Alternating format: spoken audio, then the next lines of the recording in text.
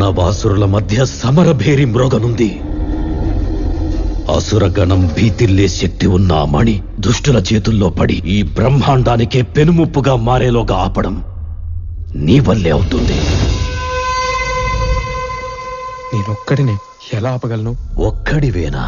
అరికాలు విదిలించి మహాసముద్రాన్ని లంఘించినవాడు.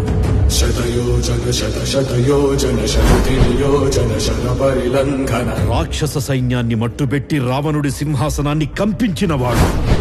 హరిభాజన హరిభాజన హరిమద భాజన దశముఖ కంపన. చిన్న నిప్పురవ్వతో లంకా నగరాన్ని అగ్నిలో అలికినవాడు. బడవాకృత బడబడవాకృత బడబాడలకృత బహుభస్మార్చనమే. త్రేతాయుగంలో రాముడి నీడయ్యాడు. రఘునందన రఘురఘునందన రఘువర సేవన రఘుపతి రాయన. ద్వాపర యుగంలో కృష్ణార్జునుల రథకేతనమై గర్జించాడు. జయ జయ కేతన జయ హయ ప్రాపున జయ విడత. కలియుగంలో ధర్మం కోసం పోరాడే ప్రతి ఒక్కరి వెంట ఉన్నాడు. నీ వెంట ఉన్నాడు.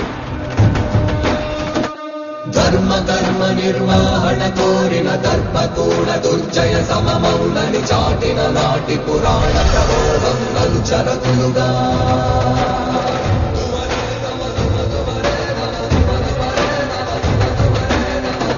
వాడిది స్వార్థం, నీది సాయం.